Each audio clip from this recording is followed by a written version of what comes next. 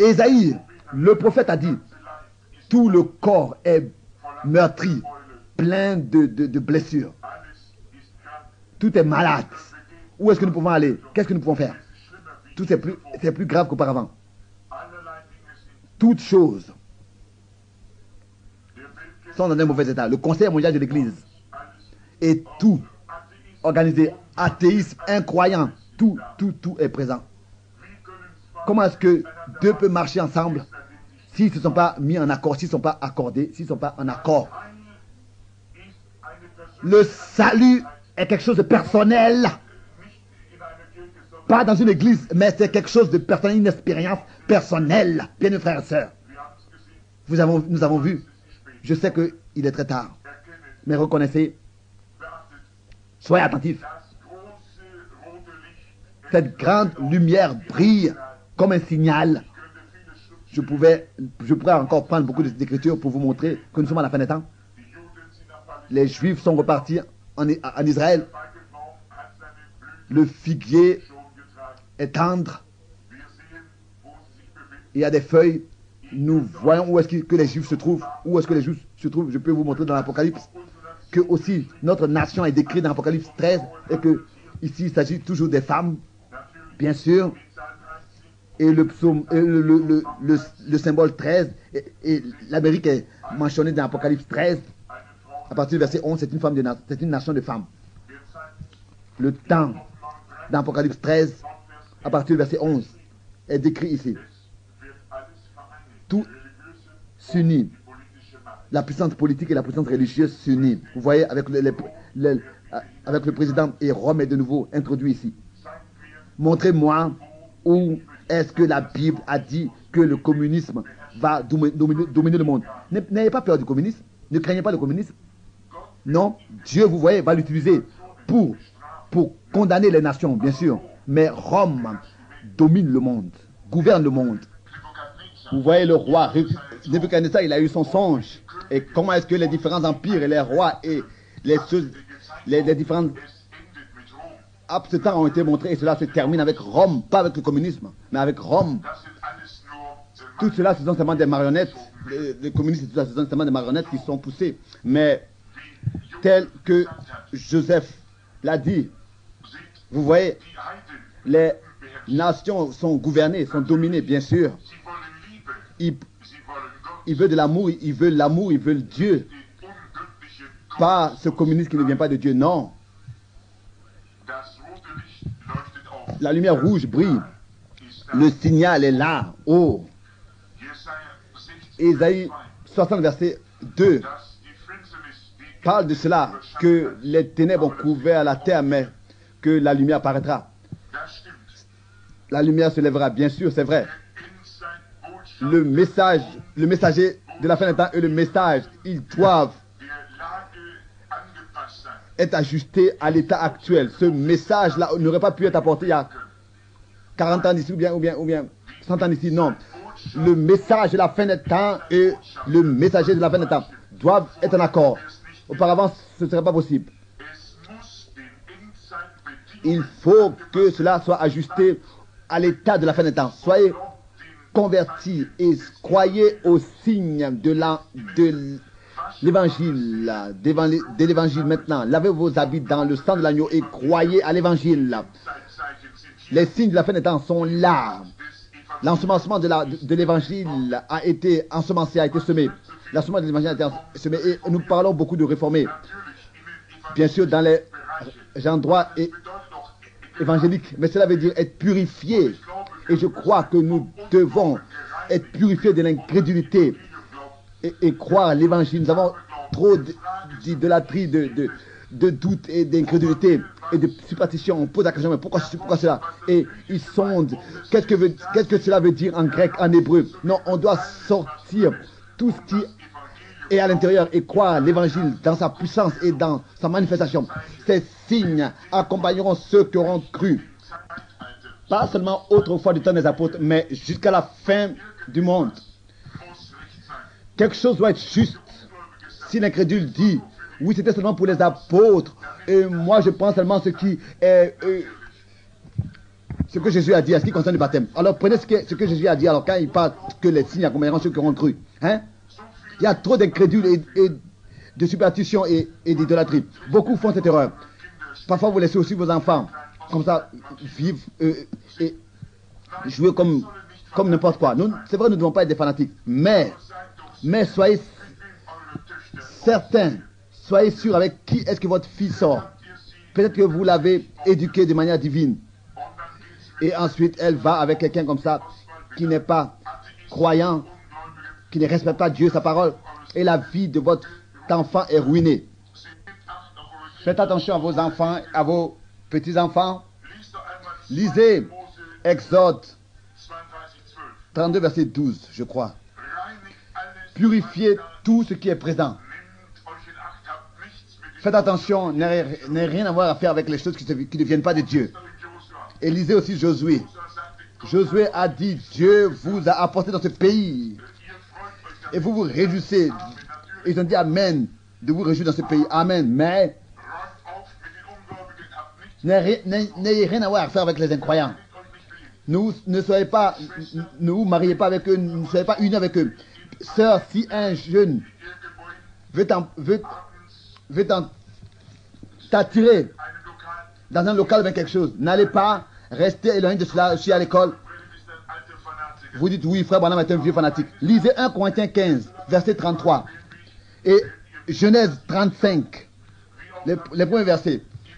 Si vous êtes ancien comme moi et longtemps dans le chemin, vous saurez que c'est vrai. J'ai eu affaire à des jeunes filles dans les moments dans les entretiens. Et elles ont confessé comment est-ce qu'elles ont été attirées par ce jeune. D'abord, elles l'ont trouvé gentil. Elles l'ont même trouvé religieux et croyant. Et après, ils ont été entraînés. Fumer une cigarette, une deuxième. Et ensuite, ils ont bu de l'alcool. Et ensuite, ils ont eu des rapports. Et c'est comme ça. Soyez gentils avec tout le monde. Mais n'ayez rien à voir à faire avec le péché. Non. Amis, c'est toujours ainsi. Les conducteurs, vous voyez, dans le changement des dispensations, les gens sont toujours dans un désordre. Si l'évangile était resté comme c'était prêché au commencement de l'église primitive, aujourd'hui devant les chairs, comme dans l'église luthérienne, il y a quelqu'un qui m'a posé la question, mais qu'est-ce que nous avons, frère Branham, dans cette église luthérienne aujourd'hui? Alors je leur ai dit, et ils m'ont dit, mais quelle différence il y a entre nous et l'église pentecôtiste? J'ai dit, mais l'église pentecôtiste est ce que l'église luthérienne aurait été si elle était allée de l'avant. Et nous avons parlé ensuite de ces choses. Et il y a quelqu'un qui disait, toutes ces églises religieuses viennent de Rome, chrétiennes viennent de Rome, bien sûr toutes les dénominations, mais les véritables chrétiens ont commencé à Jérusalem. Vous voyez, si la hiérarchie catholique veut que nous puissions revenir à l'église primitive, alors s'il vous plaît, à Jérusalem le jour de la Pentecôte, et recevoir comme eux le Saint-Esprit.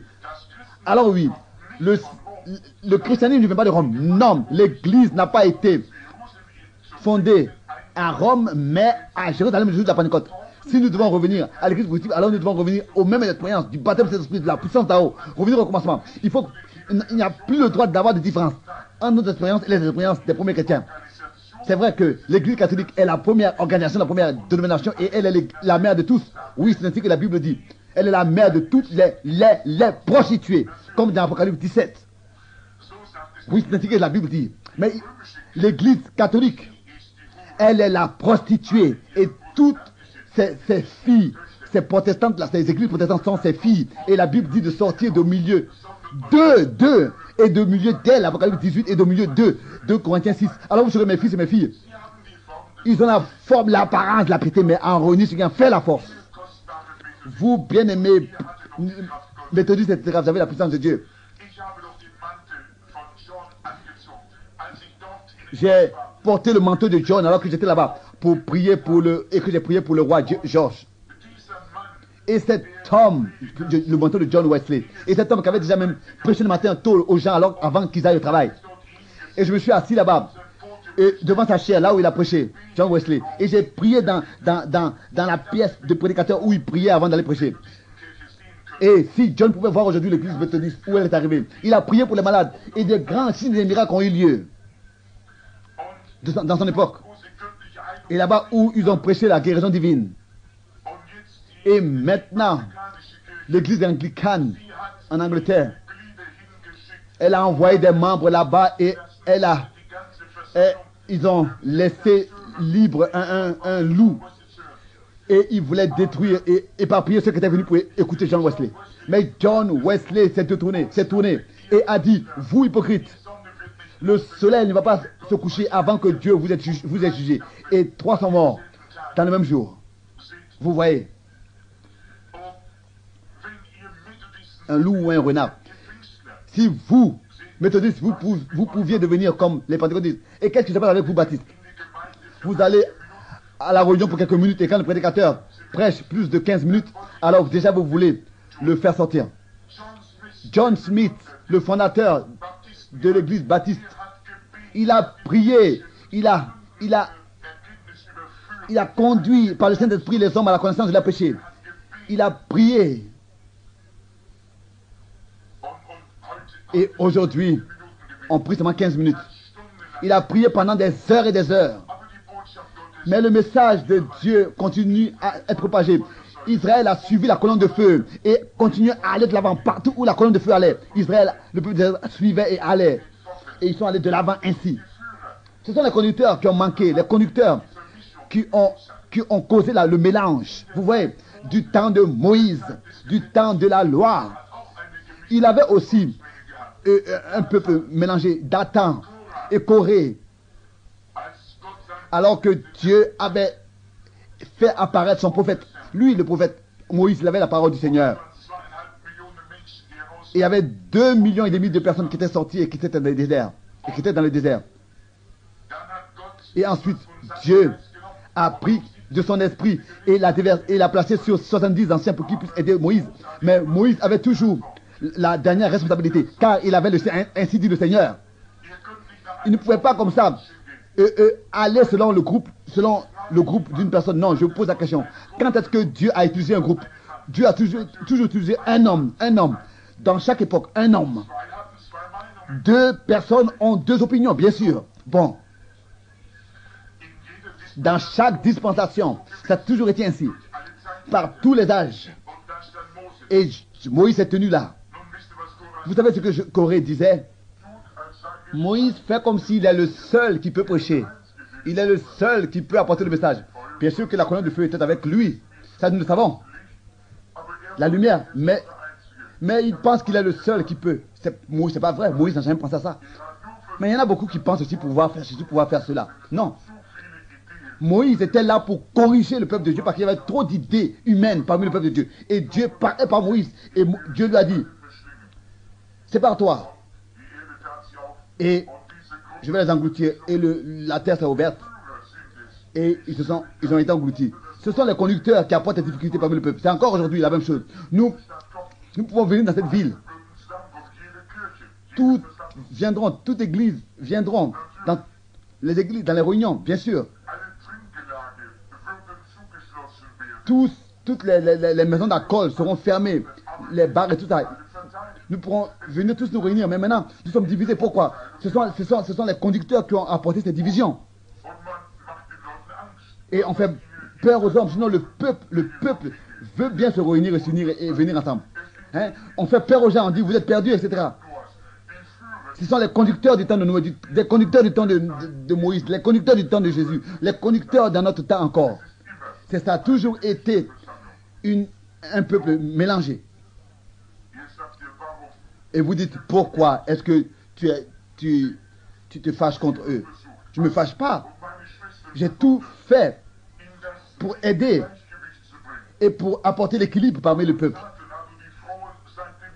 Mais Satan, depuis le jardin d'Éden, a séduit la femme. Et les femmes aussi dans les derniers temps. Et si je prends le marteau contre les femmes, on me dit déjà souvent, les gens croient que tu es un prophète de Dieu. Pourquoi est-ce que tu n'enseignes pas aux hommes comment tu pourrais recevoir de grands dons de Dieu? Si Dieu est avec toi, nous savons que Dieu est avec toi. Pourquoi est-ce que alors tu te mets en colère contre les femmes? J'ai dit, mais depuis plus de 30 ans.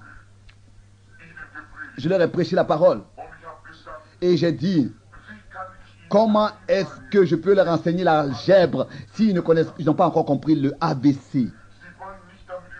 Ils ne veulent pas se mettre en accord avec la parole de Dieu et la vie en pratique, dans la pratique, et conduire leur vie selon la volonté de Dieu.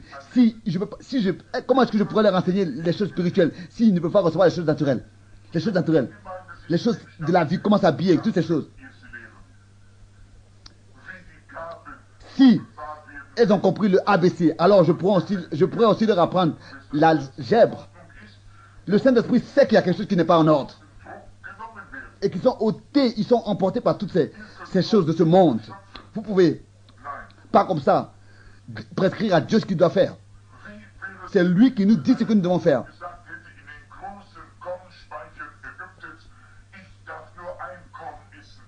Si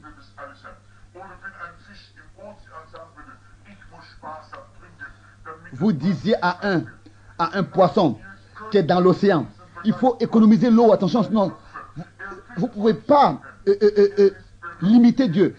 Si vous disiez à un Égyptien, il faut seulement prendre un grain de blé, sinon, dans tout le grenier qui existait en Égypte. Sinon, si vous disiez à un poisson de boire seulement un peu d'eau, d'économiser, sinon, non, c'est pas possible. Vous ne pouvez pas non plus avoir peur que Dieu n'est pas assez pour vous. Dieu a la plénitude. Dieu a la plénitude. Il veut vous bénir. Il veut vous remplir de son Saint-Esprit. Mais vous ne voulez pas abandonner vos choses. Année pour année, jour pour jour. Vous restez dans vos habitudes, dans vos façons de voir. Et tel que Dieu a dit, c'est ainsi que cela se passe. Ce sont les promesses de Dieu. Pour ce temps dans lequel nous vivons. Ce n'est pas moi. Moi, je ne suis pas les promesses de Dieu. Je suis seulement un homme. Je fais que parler du Saint-Esprit. Je parle de la parole de Dieu. Ça, vous le savez. Ces choses-là sont là pour chacun de nous. Regardez. Par exemple, Balaam est venu et il a enseigné ces choses aux hommes. Et il a dit, nous appartenons tous au même Dieu. Et nous venons tous de la fille de Lot, etc. Et ils se sont mariés les uns avec les autres. Et ces Moabitines, elles ont pris des hommes de Dieu. Ils ont dit, bien sûr, Dieu est le Dieu de toute chair. Et ils se sont mariés les uns les autres. Ils se sont mélangés. Vous voyez? Et Dieu avait créé une lignée. Et il a prononcé son jugement. Vous voyez? Est-ce que vous voyez la chose encore aujourd'hui? Tel que cela s'est passé avant le déluge, alors que les fils de Dieu avaient vu que les filles des hommes étaient belles. Bien sûr qu'elles étaient belles. Et ils les ont désirées. Et la même chose s'est passée. Et la même chose se passe encore aujourd'hui. Car le Seigneur a dit, tel que c'était du temps de Noé, c'est ainsi que ce sera encore aujourd'hui. Dans le jour du Fils de l'homme. Vous voyez, c'est la même chose. C'est le même esprit, c'est la même chose. Dans chaque génération, le mélange. Et Dieu ne tolère pas le mélange. Nous le voyons, nous le savons. C'est la même chose. La Bible dit, une fille qui craint Dieu, c'est elle qui sera louée. Pas la beauté et pas toutes ces choses. Une fille qui craint Dieu. Et tout cela, bien sûr, pour ce monde craint et compte, bien sûr. Même si une fille est gentille, etc., ça ne veut rien dire. Est-ce qu'elle craint Dieu? C'est de ça qu'il s'agit. Et aujourd'hui, on veut seulement avoir des membres. C'est tout ce qu'ils veulent. Bon. Nous tous, nous savons. Et c'était aussi l'expression de Baptiste dans les années 44, 1 million de plus, 1 million de plus, 1 million de plus. J'ai rien contre mon bien-aimé frère Billy Graham. Il a sa place aussi dans les Écritures, ce qu'il fait est dans les Écritures, mais ce sont seulement des décisions. Ce sont des décisions. Chacun prend seulement des décisions. Ils prennent seulement des décisions. C'est comme ça dans les dénominations. Ils prennent seulement des décisions. Ce ne sont pas des hommes mauvais, non, mais ils sont aveugles. Ils font que prendre des décisions. Ils sont aveugles en face de la vérité. Bien sûr, Jésus-Christ avait dit, vous êtes aveugles, conducteurs d'aveugles, vous pharisiens, scribes. Qu'est-ce que vous faites? Vous êtes aveugles. Il ne dit pas vous êtes pécheurs, bien sûr, mais vous savez ce que je veux dire. Pas qu'ils ont vécu dans l'adultère, menti, fumé, non, non. Non, ça c'est seulement l'effet et l'influence du péché. Mais la Bible dit que celui qui ne croit pas est déjà condamné. L'incrédulité, c'est ça le péché. Le péché, c'est ça, c'est l'incrédulité. De manière morale, on ne pourrait pas plus pointer le doigt sur eux. Non, non, non. Grand-père, tous étaient des sacrificateurs, tous étaient des lévites et tous étaient... On conservait ce qui leur a été dit. Ils étaient sans erreur, selon l'extérieur. Des hommes bons et bien, moral. Et Jésus a dit, vous êtes de votre père le diable. Jean 8. Pourquoi? Ils n'ont pas reconnu le message de la parole manifestée. Il était là, parmi eux. Et ils ont dit, cette personne, il brise notre église, etc. Et il a dit, vous, pharisiens aveugles. Et il a dit, vous allez partout et vous en faites un prosélyte. Et qu'est-ce que vous faites? Seulement pour trouver une seule personne. Et quand vous l'avez apporté devant dénomination, vous en faites un enfant de l'enfer. Matthieu 23. Et s'il y a quelque chose qui ne vient pas de Dieu, c'est justement ça. Quand on prend un membre d'église qui pense qu'il est tellement bon, etc., ils voient toutes les choses seulement par leurs propres lunettes. Et même si je critique, je sais que c'est vrai. Et ensuite, ils en font quelqu'un de pire qu'un enfant de l'enfer. Et si vous prenez des églises, ça n'a pas d'importance. Combien de membres vous avez? Et nous voyons où est-ce qu'ils vont. Et après les réunions, qu'est-ce qu'ils vont? Ils vont à la course des chevaux. Et ils vont ici et là. Et ce sont des... Après, ils chantent dans la chorale. Ils chantent dans la chorale alors qu'ils vivent dans le péché et dans le monde. Ils se nomment chrétiens. Mais ils ne vivent pas une vie digne de l'évangile, une vie intègre, une vie. Ils sont une pierre d'achoppement. Et ce sont des hypocrites, c'est plus grave. Il aurait préféré qu'ils ne soient pas croyants et qu'ils restent dehors, au lieu d'être soi-disant croyants. Et les gens disent, mais ils ne vivent pas mieux que nous. Bien sûr, non. Ils disent, mais nous sommes mieux, nous sommes aussi bons comme eux. Bien sûr, ce sont des pierres d'achoppement. Et il y en a qui disent, mais Jésus a dit ceci, mais il n'a pas voulu dire que cela est pour notre époque, c'était pour d'autres époques. Ou bien Paul, ce que Paul a dit, etc. Qu'est-ce qui se passe avec toi? Tu as seulement mis une pierre d'achoppement en face de quelqu'un qui voulait suivre le chemin de Dieu. Comme David dit dans Psaume 1, n'allez pas là où les moqueurs se trouvent et où les méchants vont. Ne vous asseyez pas là-bas où ils assiedent. Et ne vous moquez pas de ceux qui sont justes. N'ayez pas seulement une apparence d'impiété. Mais celui qui met en pratique ce qui est agréable aux yeux de Dieu, c'est lui qui sera un arbre planté auprès des eaux. Et tout ce qu'il fait lui réussit. Ça, c'est l'église que Dieu veut avoir. Psaume 1, pas des aveugles qui connaissent des aveugles, mais ceux qui font ce qui est agréable aux yeux de Dieu. De vivre comme cela est agréable aux yeux de Dieu. Vous voyez ce que c'est que l'évangélisation de la fin des temps? Et le message, comme de Malachie, il a été dit, il est parlé du rétablissement de toutes choses. Et du message et du messager, les deux vont être une restauration de la foi, comme Jude a dit dans Jude, à peu près 30 ans après la crucifixion. Il a dit là-bas, je vous ai écrit en ce qui concerne notre salut commun et notre foi, que vous devez combattre sérieusement pour la foi qui a été transmise une fois pour toutes aux saints. Et Malachie, le dernier prophète, dit dans les derniers versets du dernier chapitre, je vous enverrai le prophète Élie, et c'est lui qui restaurera toutes choses. La foi, il les restaurera à la foi des pères, comme dans 2 Pierre chapitre 1, avant que la destruction vienne, pour qu'il n'y ait pas de différence. Qu'est-ce que c'est? C'est un message qui apparaît, un message et un messager dans la fin des temps. Pas pour revenir aux doctrines étrangères, mais de sortir des doctrines étrangères et ramener à la foi authentique des pères, c'est-à-dire au père de la Pentecôte, là où ils étaient au commencement du jour de la Pentecôte, ils ont reçu la puissance d'en haut. Revenir à ce qui s'est passé le jour de la Pentecôte. Actes des Apôtres 11, verset 15, Actes des Apôtres 15, verset 8, 2 Pierre chapitre 1. Bien sûr que, autrefois, ça concernait les Juifs, Et Matthieu 11, verset 6 aussi. Et Jésus a dit, qu'est-ce que vous voulez voir? Et qu'est-ce que c'était? Un roseau ballotté d'ici et là? Non.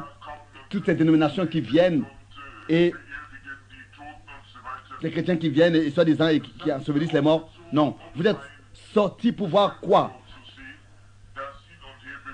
Quelque chose qui est agité d'ici et là? Comme le Seigneur a posé la question dans Matthieu 11? Non. Non. Pour Jean, c'était clair. Même si quelqu'un est avec lui. Et Jésus a posé la question, qui est-ce que vous avez vu? Un prophète. Et je vous dis, plus qu'un prophète. Car c'est ce qu'il est écrit. Il est celui qui ira devant ma face pour préparer mon chemin. Et ensuite dans Malachie 4. Je vous envoie Élie. Ça, Jean, ça ne pouvait pas être Jean. Parce que autrefois, la terre n'a pas été détruite. Frère Branham veut dire Matthieu 11. Bon, qu'est-ce que ce sera? C'est un rétablissement au Dieu vivant, à la foi vivante et à la parole de Dieu vivante. Maintenant, c'est le temps pour ça, pour que nous puissions recevoir, que nous devons croire et voir le message de l'évangélisation de la fin des temps. L'église doit être restaurée, restituée. Joël a dit, je restaurerai. Dieu dit l'Éternel par Joël. Je restaurerai toutes choses. Je restaurerai les temps passés.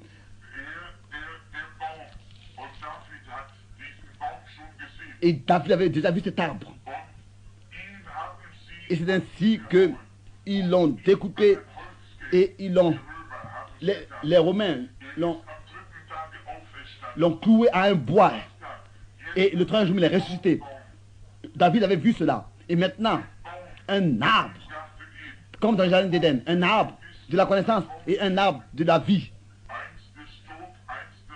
Un de la mort, un de la vie. Et l'arbre a été planté, oh Dieu. Je me sens vraiment maintenant très bien, en esprit. L'arbre de l'épouse sera restauré tel qu'il devait être dans l'Éden, car ils n'ont pas cru la parole. C'est pour cette raison qu'ils sont tombés. Mais maintenant, il y aura une église qui va être manifestée, qui croira à sa parole comme le jour de la Pentecôte. L'enseignement original, la foi originale, telle qu'elle existait au commencement. Dieu a confirmé en leur donnant le Saint-Esprit et n'a pas fait de différence. Actes chapitre 15, verset 8. Et c'est ainsi que Joël a vu que tout va être restauré. Dieu dit l'Éternel par lui. Cela a commencé avec la Réformation. Mais ensuite, de nouveau, ils se sont organisés. Et ensuite, de nouveau, avec Wesley, ça a continué. Et ensuite, il a été dit, je vais restaurer, je vais rétablir. Mais au temps du soir, vous voyez, de nouveau, ce sera une organisation. Mais, où est-ce que le fruit d'abord mûrit? En haut, au sommet, au temps du soir. La semence est ensemencée et l'arbre de l'épouse produit son fruit, l'arbre de la vie, vous voyez. Et la lumière du soir a apparu. L'eau est là pour porter le fruit à sa maturité. La semence a été semée. C'est le temps du soir. C'est le temps du soir. C'est le temps de l'évangélisation du soir. Comme dans Malachie 4, cela est écrit. La foi des enfants sera restaurée à la foi des pères. Bien sûr, Dieu ne fera aucune différence. Revenir à la pierre angulaire. Aujourd'hui, nous disons, ils disent de nouveau, il s'agit du nombre des membres. Non, Jésus a dit, nous devons revenir.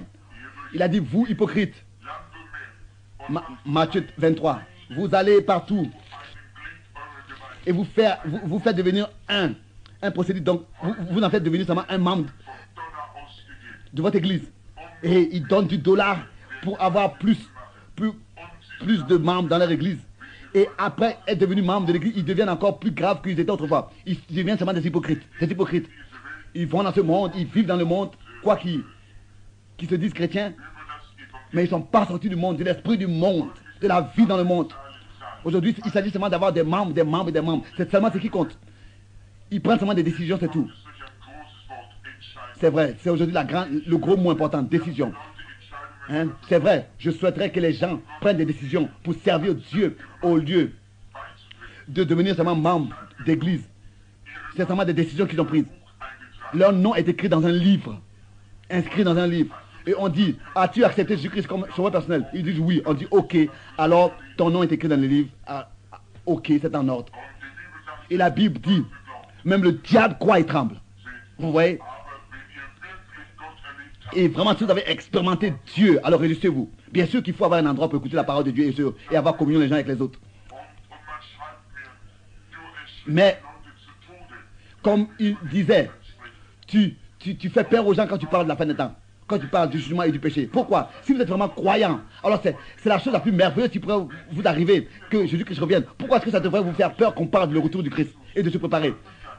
Ce serait merveilleux de rencontrer Jésus-Christ dans les airs et d'être prêt. Oh, quand on deviendra jeune et qu'on vivra éternellement dans sa présence avec tous ceux qui déjà l'ont rencontré. Et ici, maintenant, à mon âge, une telle maison dans laquelle je suis, et que je ne devrais pas me réjouir quand j'entends qu'il vient me chercher.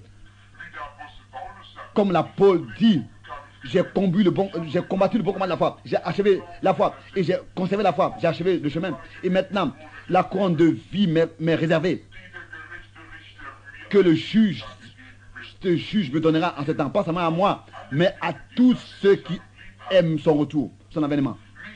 Pas seulement croire à son avènement, mais aimer son retour, pas seulement croire à son retour, mais aimer son retour, se préparer, aimer, aller à sa rencontre. Et aujourd'hui, c'est seulement avoir des membres, et amener les gens seulement à prendre une décision et à devenir membre de l'église. Mais ce n'est pas l'évangélisation de la fin des temps, ça. Non.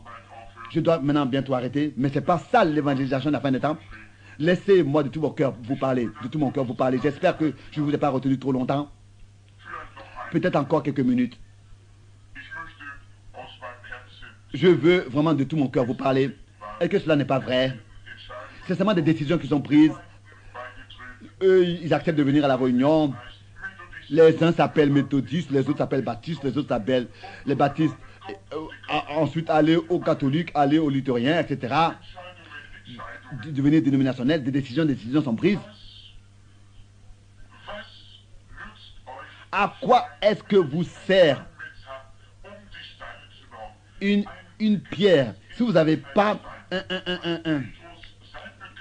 un marteau et un tailleur pour tailler cette pierre et l'ajuster au bâtiment?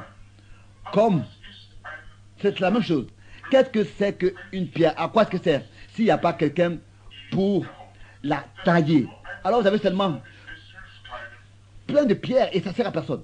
Vous voyez, il faut qu'elle soit taillée, il faut qu'elle soit ajustée ensemble, il faut qu'elle soit ajustée l'une avec l'autre. À quoi est-ce que ça sert d'avoir un tas de pierres?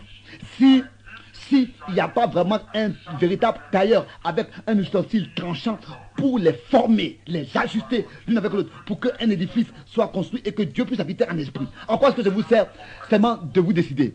À quoi est-ce que votre nom inscrit dans un livre vous sert? À quoi est-ce que vous sert que vous soyez membre d'une église?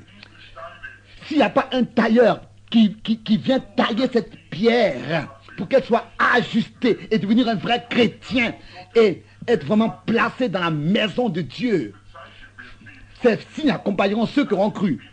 Ça, c'est la fin des temps. Ça, c'est l'évangélisation de la fin des temps. De prendre les pierres et de les former, de les tailler à l'image de la pierre vivante. De la pierre vivante.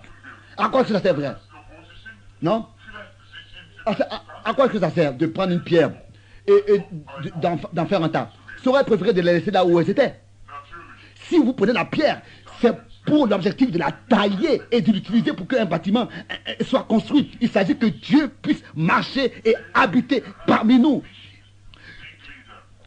Pour Jésus, c'est le caractère qui compte, pas le nombre des membres. Pour lui, c'est le caractère qui compte, la nature. Dieu a toujours essayé, dans chaque époque, de trouver une personne pour que par elle, il puisse faire son œuvre par tous les différents âges. Ça a toujours été la même chose. Ça a toujours été la même chose. Du temps de Moïse, du temps d'Ézéchiel. Du temps de Moïse, c'est notre bien juste. Regardez Samson. Regardez Noé. Regardez. Dieu peut seulement utiliser ce qui se consacre à lui. À la mesure avec laquelle vous vous donnez à Dieu, c'est dans cette mesure seulement qu'il pourra vous utiliser. C'est comme ça que Samson a consacré sa force à Dieu, mais son cœur à Lila. C'est comme ça pour beaucoup aujourd'hui. Oh, ils promettent tous aujourd'hui. Ils construisent des grandes dénominations. Ils font ceci et cela. Ils utilisent toute leur force. Mais quand il s'agit de leur cœur est dans le monde. Et leur force est dans l'église et dans le royaume de Dieu. Qu'est-ce que c'est? C'est bien sûr que Pierre aussi était prêt à même ôter l'oreille de cette personne. Mais quand il s'agissait vraiment d'avoir une force de chrétien, il n'a plus eu le courage et il a renié de connaître Jésus-Christ. Bien sûr, il pouvait couper l'épée du sacrificateur. Il savait comment utiliser une épée. Mais quand il s'agissait de se tenir dans la parole de Dieu et de confesser Jésus, il a renié Jésus. C'est ainsi encore aujourd'hui. Nous avons le courage de construire de grands bâtiments. Nous avons le courage d'ordonner tout et de faire beaucoup de membres, de prosélytes, de baptistes, méthodistes, baptistes dénominationnels. Mais quand il s'agit du courage des chrétiens d'accepter le message de l'heure, de ce que Dieu fait dans ce temps présent, et de se confesser pour cela, de prendre sa position pour la parole de Dieu, à quoi est-ce que ça sert? Une pierre sans tailleur. Dieu regarde le caractère. Pas un tas de pierres, mais qu'elle soit ajustée. Il s'agit du caractère. Comme Éléazar, alors qu'il était sorti le serviteur d'Abraham pour chercher une épouse, une femme pour Isaac, il a vraiment sué pour cela, mais il a trouvé un caractère juste. Abraham l'a rendu responsable de la femme qu'il allait trouver. Et Dieu nous a rendus responsables en tant que prédicateurs de trouver cette épouse. Que Dieu bénisse son cœur. Je ne regarde pas au nombre. Dieu regarde au cœur pur qui croit sa parole. Et le serviteur d'Abraham a regardé autour de lui. Il a dit, je ne peux rien de faire de moi-même. Je ne peux pas de moi-même la trouver. C'est une grande responsabilité. Il a prié. Il était dans la prière. Et Rebecca, un type de l'épouse. Élisa est allé sur ses genoux. Il a dit, oh Dieu, accorde ta grâce à mon voyage. Aide-moi. Et Dieu l'a fait. Vous voyez? Revenez à la parole. Prenez mes frères et sœurs. Revenez à la parole. Revenez à Dieu, bien mes frères et sœurs. Ne regardez pas aux églises autour de vous. Ne regardez pas. Si vous voulez rester dans... Il s'agit de revenir à Dieu et à sa parole. Il s'agit de l'évangélisation de la fin des temps. Dieu cherche un caractère. Dieu cherche. Et quand il l'a trouvé, et qu'il a trouvé ce caractère qui était dans cette femme, ne regardez pas toutes ces dénominations. Quand il a trouvé Rebecca, la femme juste, correcte, adéquate pour Isaac, alors, elle n'a pas remis une seule chose en question. Elle a cru la parole de l'heure. Elle a reçu le messager et elle s'est préparée pour partir à la rencontre d'Isaac. Et elle a demandé à son père, à son papa. Et le papa a demandé qu'elle puisse décider. Il a demandé au papa, le papa lui a dit, demande-lui qu'elle puisse décider. Elle a dit, je vais aller. Un homme qu'elle n'avait jamais vu. Elle ne savait rien de lui. Mais elle était prête. Elle était déterminée, prédestinée pour Isaac. Et élue, choisie auparavant pour lui. Bien sûr. Avez-vous compris? La femme qui avait lavé les pieds de Jésus, elle n'a pas demandé qu'il puisse la bénir. Elle a seulement regardé. Elle a lavé ses pieds. Et le pharisien hypocrite qui voulait ici mépriser son caractère. Mais lui, il voulait seulement avoir le Seigneur pour pouvoir faire quelque chose, pour l'utiliser. Il a dit au bon maître, toi tu n'as pas peur et crainte de dire la vérité. Est-ce que nous ne devons pas donner au caïphe ce qui appartient au caïphe, etc. Il voulait toujours saluer le nom du Seigneur et l'éprouver. Et ce pharisien-là l'a invité chez lui à prendre un repas avec lui. Et quelque part, ils avaient déjà préparé un piège pour lui. Ils avaient quelque chose, ils avaient l'intention de faire quelque chose dans leur pensée. Ils l'ont invité avec une arrière-pensée. Et si quelqu'un vous invite, peut-être qu'ils veulent de l'argent, ou bien ils veulent ceci ou bien cela. Ils ne croient pas de toute manière au message, à la parole. Ils ont quelque chose d'autre dans leur pensée. Ils vous appellent. Est-ce que vous ne croyez pas que Christ peut aujourd'hui encore discerner la même chose? Bien sûr. Si Christ est en nous, il peut nous donner ces discernements. Bien sûr. Lui, il est rentré chez ce pharisien. On ne lui a pas souhaité la bienvenue, on ne lui a pas lavé les pieds. Vous savez, autrefois, on marchait dans les rues en sandales, plein de poussière. Et tous, hommes et animaux, c'était le même chemin. Et celui qui ne se lavait pas les pieds, il avait de l'odeur désagréable avec lui. Et maintenant, il était invité à entrer en tant que invité dans cette maison. Et en général, on a lavé les pieds de ceux qui venaient. On les a rafraîchis et on leur a donné le baiser de la bienvenue. On les a habillés. Et ils se sont peignés et ils se sont préparés pour prendre part à la table. On s'est salué, on s'est serré dans les bras pour se souhaiter la bienvenue. Rien de tout ça. Vous voyez, comme Joseph et moi tout à l'heure, on s'est serré dans les bras, etc. Mais ce pharisien-là, l'avait invité, ne lui a pas lavé les pieds, rien, il lui a rien fait, rien. Seulement pour qu'il puisse se moquer de lui. Mais cette femme de mauvaise vie, elle est rentrée. Elle avait seulement un peu d'argent qu'elle avait gagné de manière déshonnête. Mais elle a acheté une bouteille d'huile avec un peu d'eau et elle est allée. Et elle a pleuré. Elle a essuyé avec ses larmes ses pieds et elle les a lavés. Elle a pris ses longs cheveux et elle a essuyé ses pieds, séché ses pieds.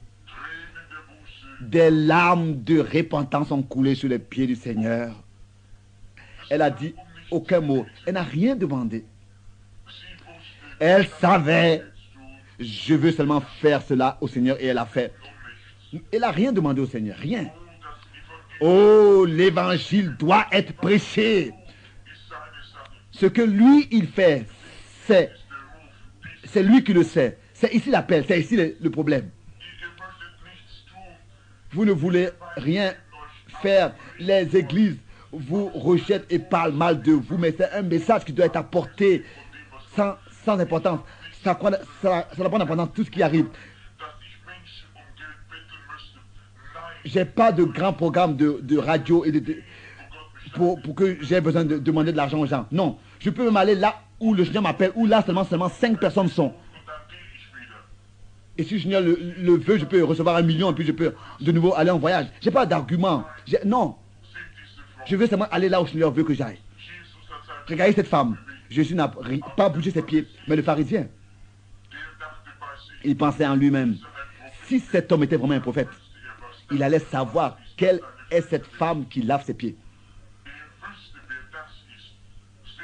Le Seigneur savait qui était cette femme. Vous voyez, cela nous montre avec qui il communique, avec qui il a relation. Oh oui, je suis heureux.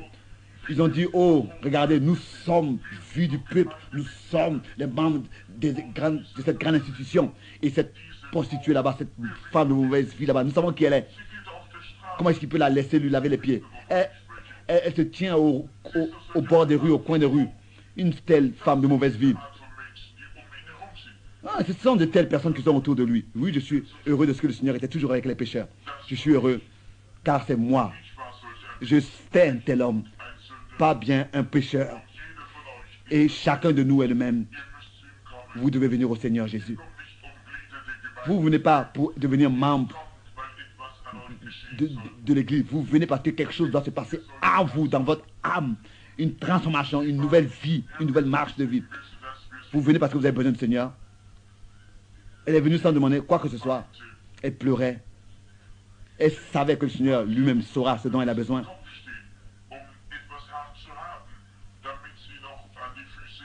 Il y a des femmes qui sont obligées de se tenir d'une certaine manière. Mais elle n'avait pas besoin. Elle s'est mise à genoux. Elle a embrassé ses pieds et elle a lavé ses pieds avec ses cheveux. Et après qu'elle avait fini, elle avait de tels longs cheveux. Il s'est détourné quand elle avait fini. Et Simon se tenait là-bas et tous les prédicateurs, la communauté des prédicateurs, etc. Oh, il pensait, oui, voilà, les gens avec qui il a contact, ça montre qu'il est, il n'est pas un prophète. Et il s'est tourné, il a dit, Simeon, Sûrement qu'il a dû être rouge. Il a dit, Simon, j'ai quelque chose à te dire. Siméon, tu m'as invité.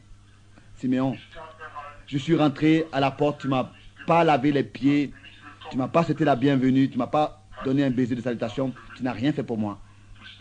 Tu t'es tenu là-bas, tu as attendu que pour te moquer de moi. Tu m'as apporté ici, mais cette femme, depuis qu'elle est rentrée, elle n'a pas cessé de laver mes pieds avec ses larmes et de les sécher avec ses cheveux. Elle n'a pas seulement... Elle a embrassé mes pieds. Bien-aimée sœur, elle lui a dit, tes péchés te sont pardonnés. Elle avait beaucoup de péchés, mais ils lui ont été pardonnés. Elle n'avait plus rien. Elle n'avait rien. Elle pleurait. Et elle a fait ce qui est correct. Et la récompense vient à la fin. Peut-être que tu n'aimes pas écouter une telle prédication. Peut-être que tu aimes voir une telle prédication. Tu aimes entendre que... Peut-être que ce n'est pas une prédication. Peut-être qu'il n'y a pas de signes de miracle qui ont eu lieu. Mais la récompense sera à la fin. Servez le Seigneur Jésus. C'est un message de la fin des temps. Il cherche un caractère. Humiliez-vous devant lui. Et après que Élise avait trouvé ce caractère, la prochaine chose a été, il s'est préparé à repartir dans le pays. C'est la même chose encore aujourd'hui, bien mes frères et sœurs. Après que vous ayez reçu le message, préparez-vous à entreprendre le voyage pour aller à la rencontre de l'époux.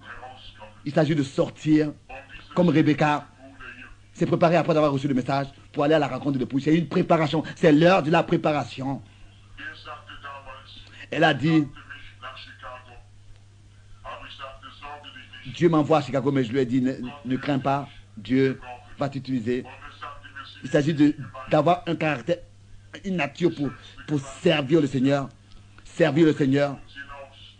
Oui, il me chasse ici et là. Il me disait, Joseph.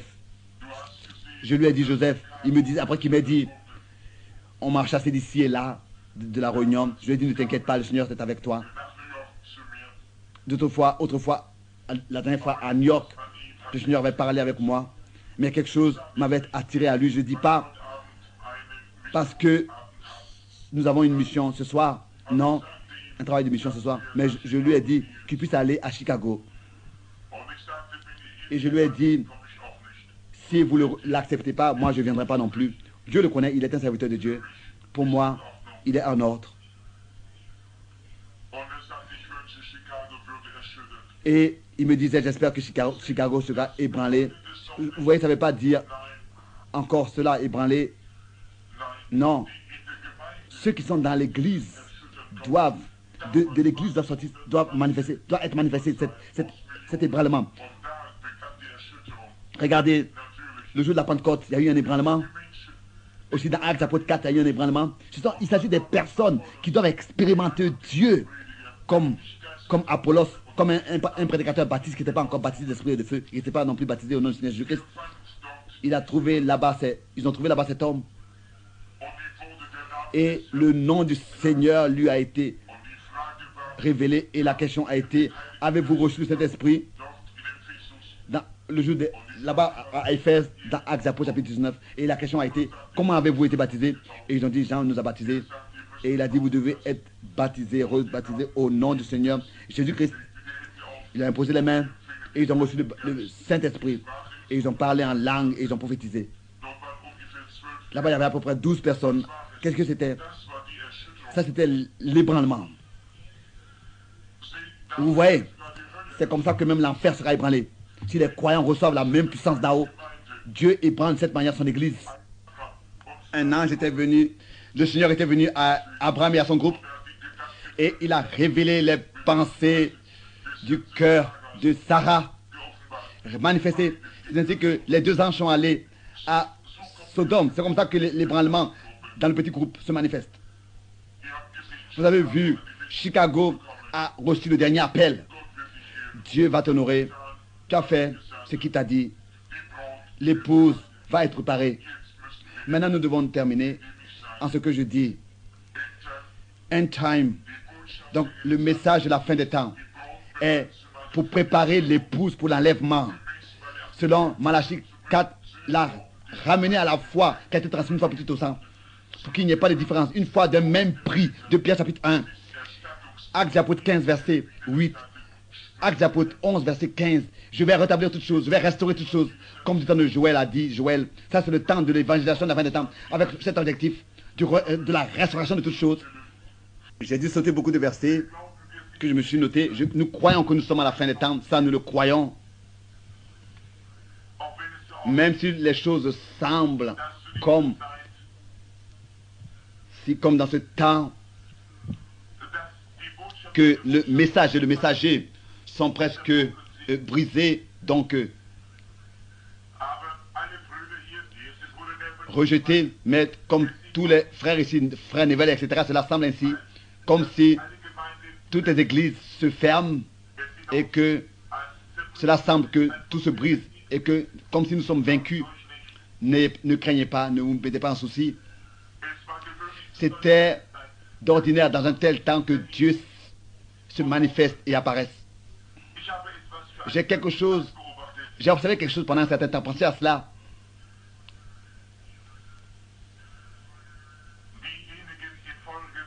Ceux-là dans le four ardent du temps de Daniel, ils sont restés attachés à la parole. Tout allait de travers, n'est-ce pas? D'apparence, on les a rejetés, on les a mis dans le four, dans le feu, et tous semblaient que la fin était terminée pour eux, que la fin était là pour eux. Mais il était là-bas dans le feu avec eux. Vous voyez? Alors tout a été transformé. C'est toujours dans le moment le plus difficile, quand le vrai message est presque comme nuit et brisé. Alors cela ça se manifeste et que le message et le messager atteignent le but et que le message est manifesté dans son objectif.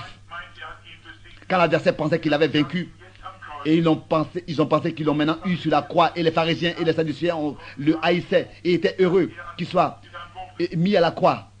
Mais ils ont pensé qu'ils l'ont eu. Justement, c'est là que Dieu s'est manifesté et que le matin de Pâques s'est élevé et il a vaincu l'enfer, la mort et le diable, et il a pris les clés.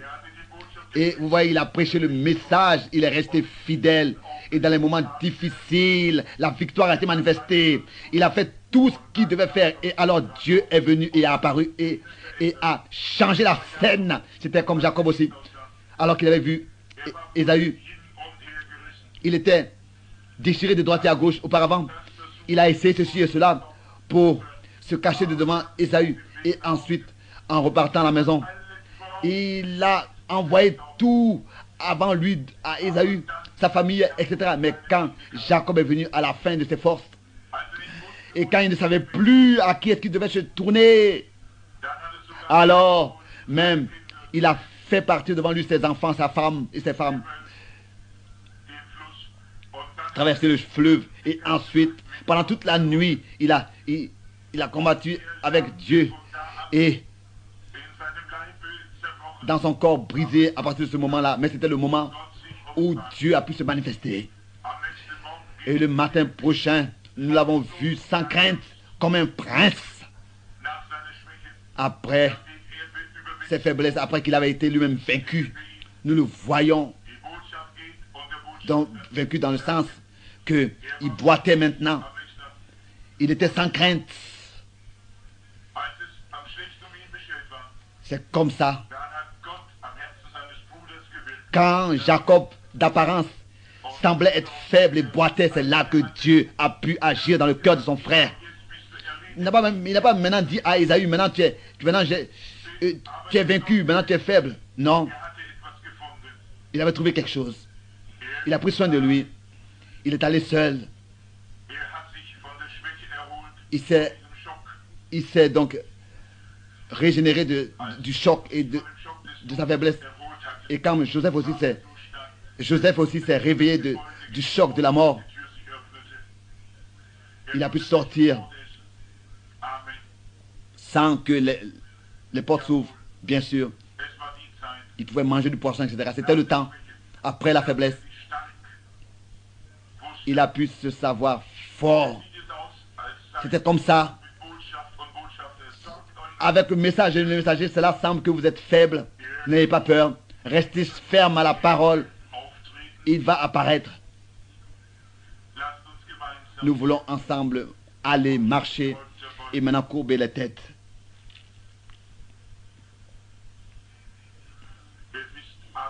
C'est le temps de l'évangélisation du soir. Ô Dieu, la grande lumière du soir brille maintenant depuis quelque temps.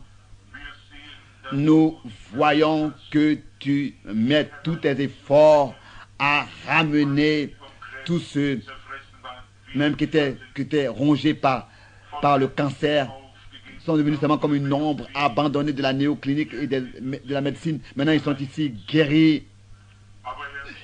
Mais Seigneur, pas seulement ici, mais dans le monde entier, des femmes ont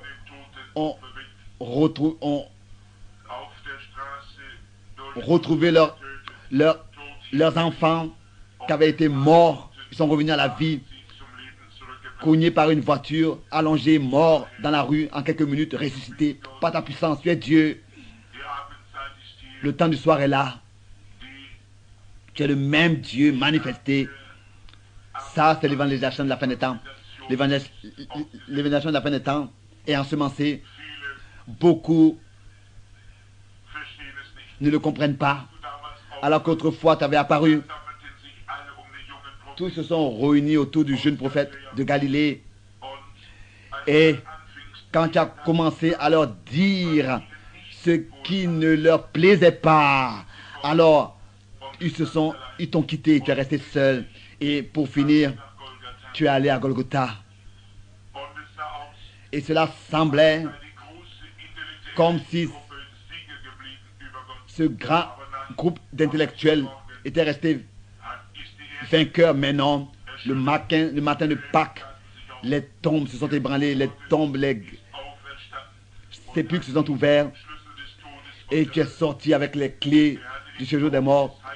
Tu es venu dans l'église pour les tiens avec le baptême de Saint-Esprit avec toi.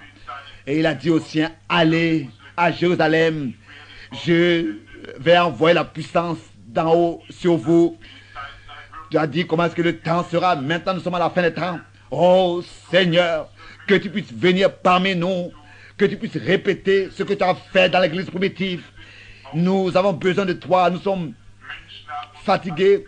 Beaucoup nous ont rejetés, des dénominations nous ont rejetés et ont fermé leurs portes. En Californie, les bien-aimés pleurent. Les saints, 40 églises. Et seulement un s'est levé parmi les conducteurs et a dit que si vous voulez vous baptiser au nom de Jésus-Christ, nous ne voulons pas. Et beaucoup de cœurs assoiffés et qui ont faim sont là et ont besoin de toi. Oh mon Père, viens et rencontre-nous avec tes écritures. Comme il est écrit, pourquoi est-ce que les nations, pourquoi ce tumulte parmi les nations? Détends ton bras et fais des signes, des miracles et des prodiges par le nom de ton serviteur Jésus. Ces choses leur sont cachées, je te prie pour eux. Seigneur, ne les laisse pas se perdre et être égarés. Je te prie pour qu'ils puissent voir. Et les églises et les réunions ce matin, qu'elles te soient consacrées. Ils vont là-bas avant que nous puissions quitter les églises. Ces pèlerins ici,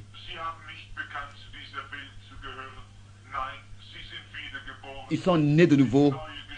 Ils ont confessé ne pas être de ce monde. Ils sont devenus des nouvelles créatures.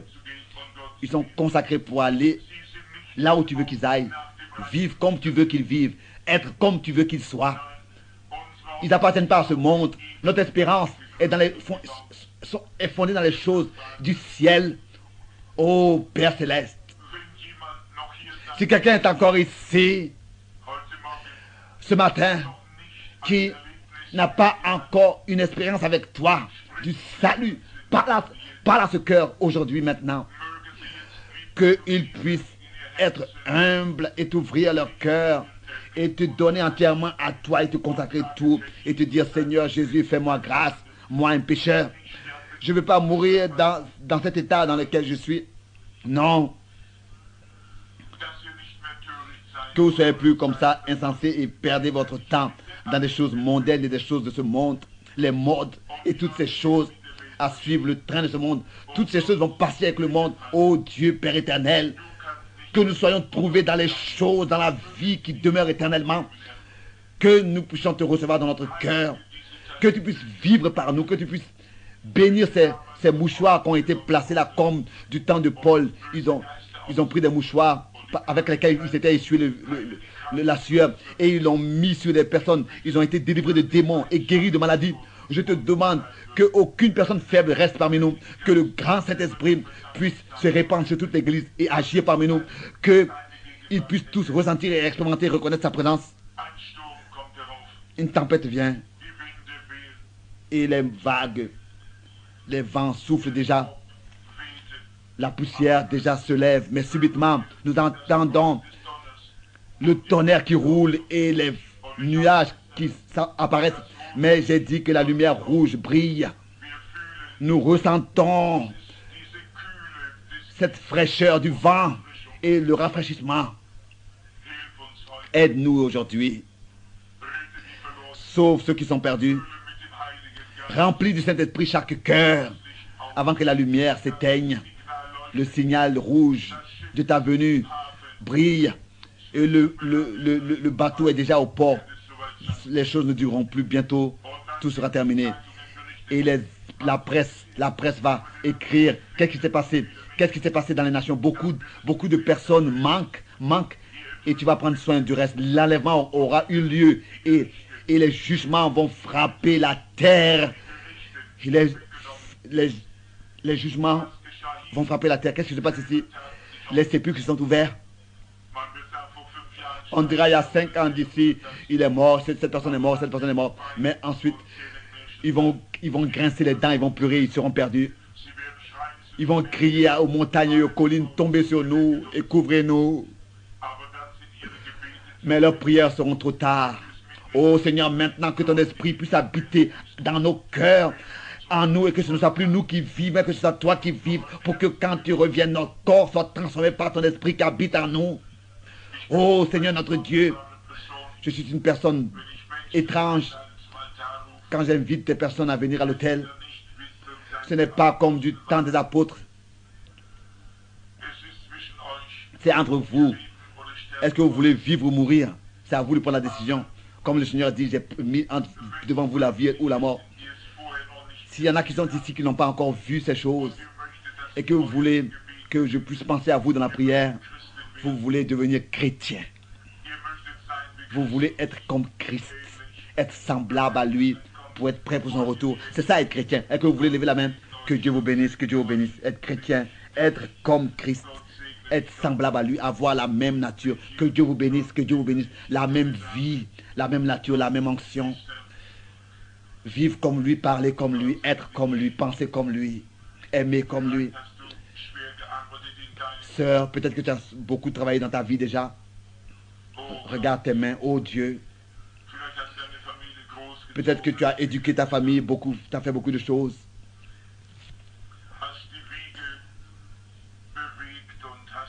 Tu as balancé le berceau et tu t'es occupé des choses de la vie. Mais maintenant, tu as fait la chose meilleure quand tu as levé ta main pour accepter Christ. Nous voulons prier. Notre Père Céleste, tu vois leurs mains, tu sais ce qui est derrière. Ils sont comme une récompense pour ce message. Tu as dit tout ce que le Père m'a donné viendront à moi. Mais personne ne peut venir à moi si ce n'est que le Père l'attire premièrement. Tu as parlé à ces hommes. Ils étaient assis là. Et selon la pesanteur, leurs mains seraient restées en bas, retenues en bas, mais ils les ont levées. C'est ton esprit en eux qui a fait en sorte qu'ils ont levé la main. L'esprit les a conduits à lever leurs mains. L'esprit de Dieu est autour d'eux. Vous avez besoin de Christ. Ils ont levé leurs mains, ils ont dit, Seigneur, pense à moi.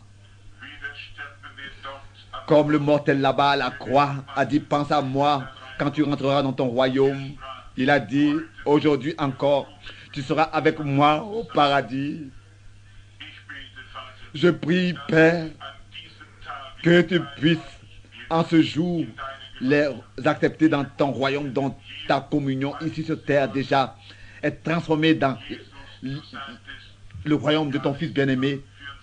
Tu as dit dans Jean 4, verset 24, celui qui écoute ma parole et qui croit à celui qui l'a envoyé a reçu la vie éternelle. Jean 5, verset 24. Et ne viendra pas au jugement. Non, Jean 5, verset 24. Car quand le jugement frappera la terre, mais ils sont passés de la mort à la vie. Tu as promis.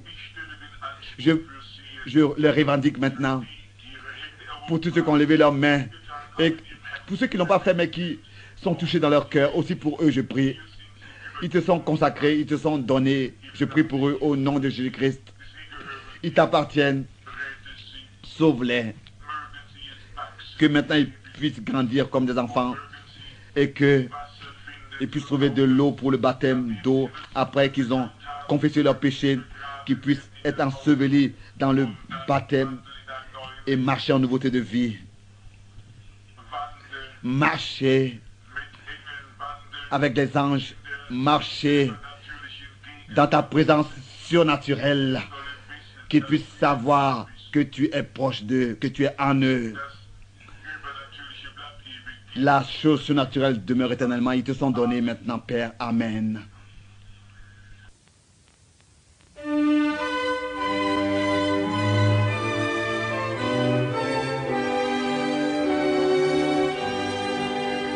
Messager de la grâce, de la paix du salut, partez car le temps passe, partez, n'hésitez plus, allez partout le monde, Jésus vous guidera, sur la terre et sur l'ombre, il vous protégera.